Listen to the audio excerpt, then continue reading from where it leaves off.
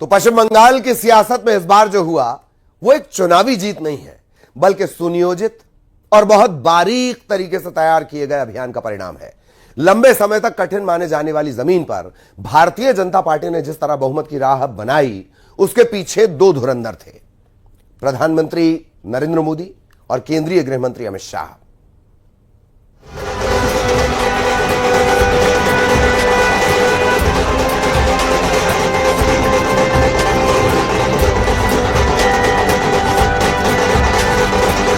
चार मई बंगाल में सरकार पलट गई, दीदी गई और पहली बार बीजेपी सत्ता में आ गई। पलटनो दरकार चाहे बीजेपी सरकार का नारा बंगाल के लोगों ने साकार कर दिया और बीजेपी को प्रचंड जीत देकर ममता बनर्जी के एक छत्र माने जाने वाले राज को समाप्त कर दिया। बंगाल में भगवा का बवंडर है और इस जीत के दो धुरंधर हैं। दीदी बंगाल का अगला मुख्यमंत्री, बंगाल में ही जन्म लेने वाला। बिहार ने बंगाल में भाजपा की विजय का रास्ता भी बना दिया है।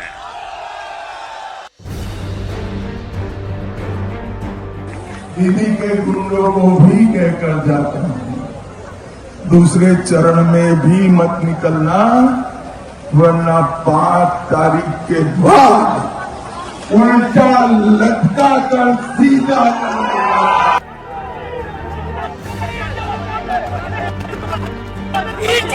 जाल मुरी मैंने खाई, लेकिन जाल टीएमसी को लगी है।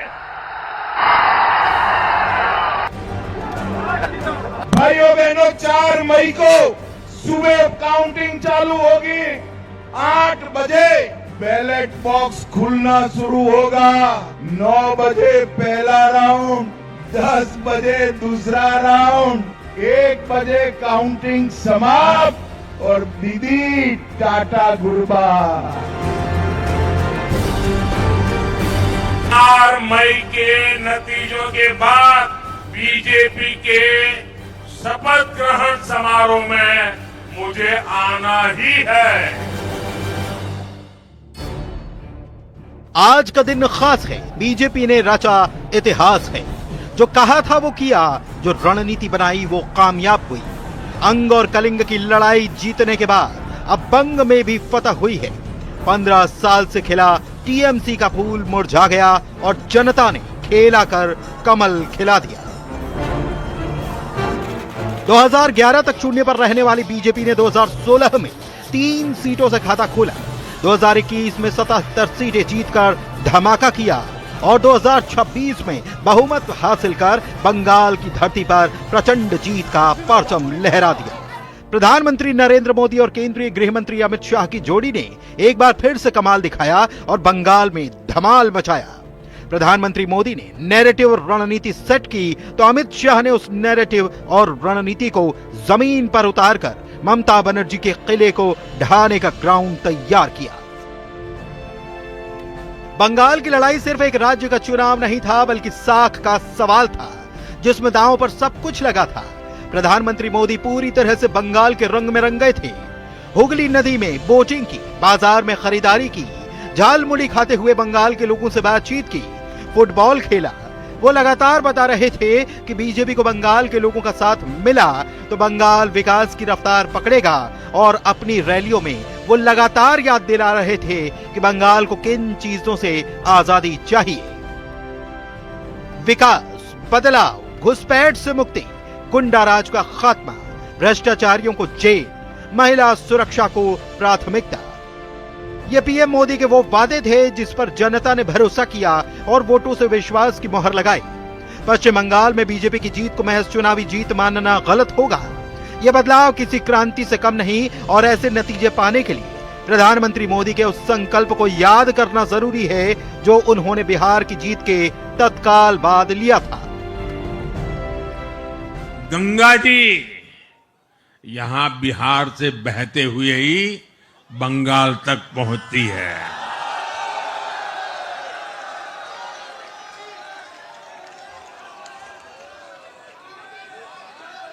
बिहार ने बंगाल में भाजपा की विजय का रास्ता भी बना दिया है।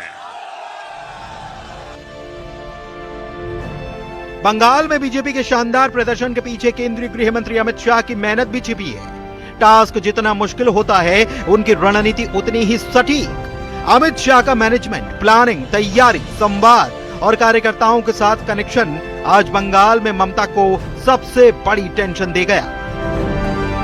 चुनाव प्रचार के लिए अमित शाह पश्चिम बंगाल में 15 दिन तक डटे रहे। पूरे प्रदेश में 50 से ज्यादा चुनावी कार्यक्रम किए, 30 जनसभा, 12 रोड शो और दर्जनों बैठकें की। 5 जोन बांटकर रात 2 बजे तक संगठन के साथ बैठक की।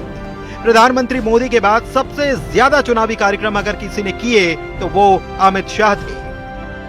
शाह ने बंगाल में ऐसी रणनीति अपनाई जो आज नतीजे बनकर झलक रही है और बंगाल में भगवा ही भगवा नजर आ रहा है। एसआईआर के जरिए बंगाल में फर्जी वोटर्स का सफाया किया। फर्जी वोटर्स हटने से टीएमसी का छापा वोट खत्म हुआ। शाह ने यह सुनिश्चित किया कि वैध वोटर्स को वोट डालने से कोई रोक न सके। बीजेपी का 100% कैडर वोट सुबह 11 बजे तक पूरा हो, इस पर खास ध्यान दिया गया। पहले चरण में अमित शाह खुद बीजेपी के कंट्रोल रूम में मौजूद रहे। अमित शाह की बातों पर न सिर्फ पार्टी के कार्यकर्ताओं को भरोसा है, बल्कि जनता को भी उनकी बातों पर कितना विश्वास है, इसकी तस्वीर बंगाल के नतीजों में देखने को मिली। बंगाल को अमित शाह के वचन की बात करें तो शाह ने 2 चूक कहा था कि टीएमसी के गुंडे घर से बाहर ना आए, वरना उल्टा लटकाकर सीधा कर देंगे। ममता दीदी ने जिन घुसपैठियों को पाला पोसा है, उन्हें चुन चुन कर बाहर निकालेंगे। सरकार बनने पर 45 दिनों में बॉर्डर पर फेंसिंग के लिए जमीन देंगे। पश्चिम बंगाल में किसी भी सूरत में बाबरी मस्जिद नहीं बनने देंगे। कानून व्यवस्था दुरुस्त करेंगे। महिलाएं रात को 1 बजे भी आराम से घूम सकेंगी।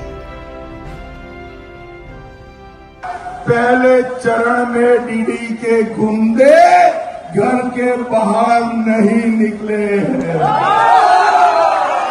और मैं दीदी के गुंडों को भी कहकर जाता हूं, दूसरे चरण में भी मत निकलना, वरना 5 तारीख के बाद उल्टा लटका कर सीधा।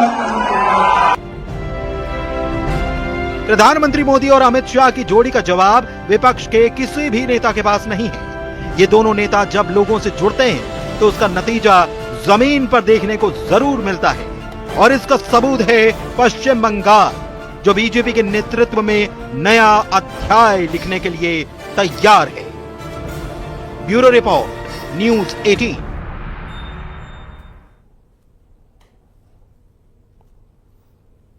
और हमारे जो सहयोगी हैं वो लगातार हमारे साथ बने हुए हैं। युगल आपको नजर आ रहे होंगे, रमाकांत आपको नजर आ रहे होंगे, मिथिलेश दुर्ग से भी हमारे पास जुड़े हुए हैं और इंदौर से भी मिथिलेश हमारे साथ बने हुए हैं। तो इन तमाम लोगों के पास हम जाएंगे, लेकिन सबसे पहले भोपाल आपको लिए चलेंगे। सहयोगी रमाकांत हमारे साथ बने हुए हैं। रमाकांत, इतिहास बना, जीत मिली, जश्न जारी और 2 धुरंधरों का जिक्र। रमाकांत जी बिल्कुल ठीक कह रहे हैं आप कि बंगाल में इतिहास बना है और जीत का जश्न है कि अब खत्म होने का नाम ही नहीं ले रहा। आप देखिए, हम यहाँ कुछ बंगाली परिवार जो भोपाल में रहते हैं उनके साथ बैठे हुए हैं। यहाँ झालमुड़ी बनाई जा रही है और दीदी की विदाई का जश्न मनाया जा रहा है। और अब ये लोग जो इनके रिश्तेदार परिवार वाले जो बंगाल में रहते हैं, उनके लिए बहुत खुशी की बात है। कैसे देखती हैं आप दीदी की विदाई को? बहुत ही खुश है हम लोग, क्योंकि ये बंगाल के मतलब पूरे इतने सालों में पहली बार बंगाल में बीजेपी आ रही है, तो बहुत ही आनंदित है हम लोग इस चीज को लेके। और बीजेपी की जो जीत हुई है, बिल्कुल हम लोग खुशी के मारे क्या बोल सकते हैं, बहुत आनंदित है। एक महिला मुख्यमंत्री थी बंगाल में, लेकिन अन्याय और अत्याचार बहुत था। कैसे राहत देखती हैं आप इसको? अभी जो समय है मोदी जी आने के बाद, अभी जो चेहरे पे खुशियां झलकेगी वही आपको सबूत दे देगा। क्योंकि हम लोग बहुत उनसे त्रस्त थे। हम लोग बाहर हैं, लेकिन हम लोग डरे हुए थे। हमारे जो रिलेटिव्स हैं उनसे भी हम लोग को कभी कभी ऐसा होता था बातों में उनसे हमारी बहस छिड़ जाती थी, लेकिन अब हमको लग रहा है कि सब खुशियों का माहौल झलकेगा। अब आपके जो रिश्तेदार बंगाल में रह रहे हैं बिल्कुल बिल्कुल बहुत खुश है उन लोग। दीदी की विदाई से बहुत बिल्कुल, खुश हैं आप बहुत लोग। खुश हैं। बीजेपी ने इतिहास रचा है बंगाल में, कैसे देखते हैं आप इसको? ये हम लोग बहुत अच्छे से देखते हैं। मोदी जी के कारण ये हुआ है, यानी इतने साल बाद ममता बनर्जी की विदाई हो रही है। वहाँ जो हमारे सारे रिलेटिव्स हैं उन लोगों से भी हम लोग की बात हो रही है, बहुत खुश हैं वो लोग सोच भी नहीं पा रहे थे कि यानी इतने बड़े स्तर पे बीजेपी वहाँ पर आएगा, यानी ममता दीदी को ऐसे करके यहाँ से विदाई दी जाएगी। क्या वहाँ महिलाएं अनसेफ महसूस करती थी? बहुत ज्यादा असुरक्षा का माहौल था। हाँ, असुरक्षा का माहौल तो बहुत ज्यादा था वहाँ पर। लड़कियाँ बिल्कुल सेफ नहीं थी वहाँ पर, यानी बाहर यानी निकलने में भी डर लगता था लड़कियों को, तो वहाँ पर यानी असुरक्षा तो थी। अब आप क्या बदलाव देखने जा रहे हैं? बीजेपी की सरकार बन रही है और शायद नया मुख्यमंत्री भी शुभेंदु अधिकारी हो सकते हैं, तो किस तरह से बदलाव आने वाला है बंगाल में? जैसे हमारे मध्य प्रदेश में जितना बदलाव आया है, अब मेरे ख्याल से लगता है उससे ज्यादा बदलाव वहां आएगा, क्योंकि उनके लिए भी एक चुनौती है। बंगाल में बीजेपी लाना एक बहुत बड़ी चुनौती थी।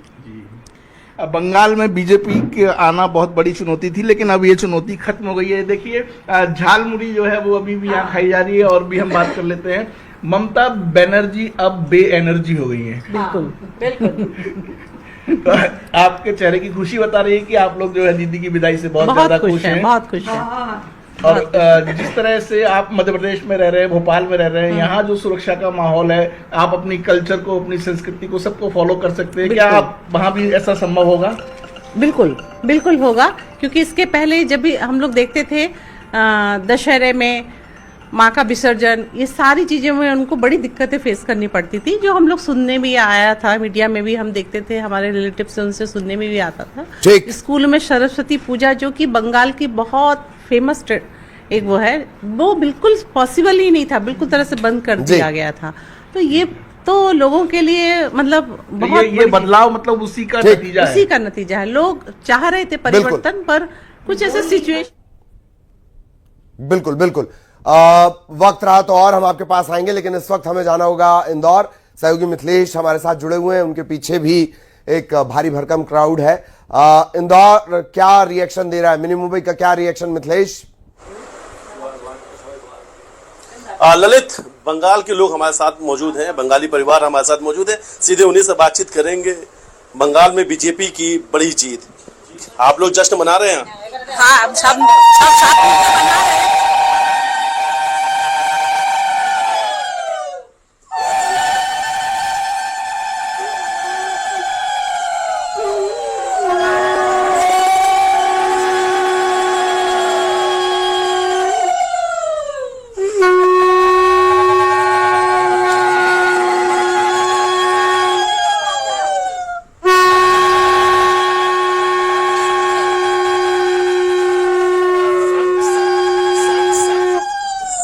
कि आप लोग जीत का जश्न मना रहे हैं। बिल्कुल। कितना इंतजार था क्या आप लोगों को? बहुत सारा इंतजार था। ऐसा लगता है जैसे आज जाके बंगाल आजाद हुआ है। बंगाल आजाद हुआ है, आपको लग रहा था? ऐसा लग रहा। बड़ी संख्या में आज तो आप नजर भी आ रही थी, बीजेपी कार्यालय में बड़ा जश्न भी मनाया गया। हमारे लिए तो जश्न का दिन है। काश हम आज कलकत्ता में होते, वहाँ पश्चिम बंगाल में होते, तो शायद जश्न कुछ और ही होता। आपने बड़ी लाइन कही कि आज लगता है कि पश्चिम बंगाल आजाद हुआ। ऐसा क्या हो रहा था पश्चिम बंगाल में?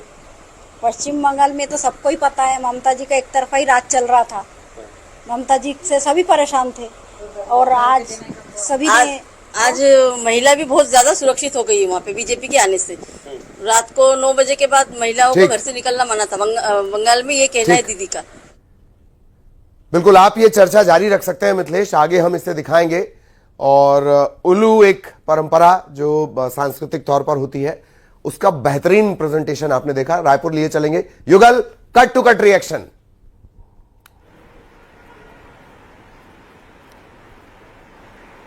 ये बिल्कुल हम सीधा बात करेंगे ललित कि आखिर हमारे पास समाज के भी लोग हैं। ये बताइए, आपको बंगाल जाने से आपके परिवार वालों ने क्यों मना कर दिया? अरे मेरे को तो जाना था, मैं दमदम नागिर बचर में रहती हूँ और मैंने बोला मैं प्रचार प्रसार में आऊँगी करके, क्योंकि कलकत्ता में मेरा मायके है। तो मेरे भाई लोगों ने बोला मतलब जे नहीं नहीं अभी आप मत आइए, आप आएंगे तो अपने प्रोटेक्शन में आइए, अपने होटल में रुकिए, क्योंकि जो अमरपल्ली कॉलोनी जो दमदम नागर बाजार यहाँ पे बहुत अलग रुझाव है। तो अपनी एकदम हस्बैंड आप बिल्कुल मत आइए, आप पहले बाद में आइए। ऐसे हमारे साथ अच्छा रिलेशन है, ऐसा नहीं है, आप समझ सकते हो क्यों मना किए। डर था, अनेक अनेक डर अनेक कष्ट छिलो। क्या कहेंगे आप लोग कलकत्ता के रहने वाले, किस तरह के वहाँ डर का माहौल? मैं कलकत्ता के बारे में इतना कह सकता हूँ कि जो 40 साल पहले मैं एक बार यात्रा की थी, तो उस समय घूमने गया था। आज भी हम लोग 3 साल पहले गए थे, आज उसमें 5 पैसे का परिवर्तन नहीं था।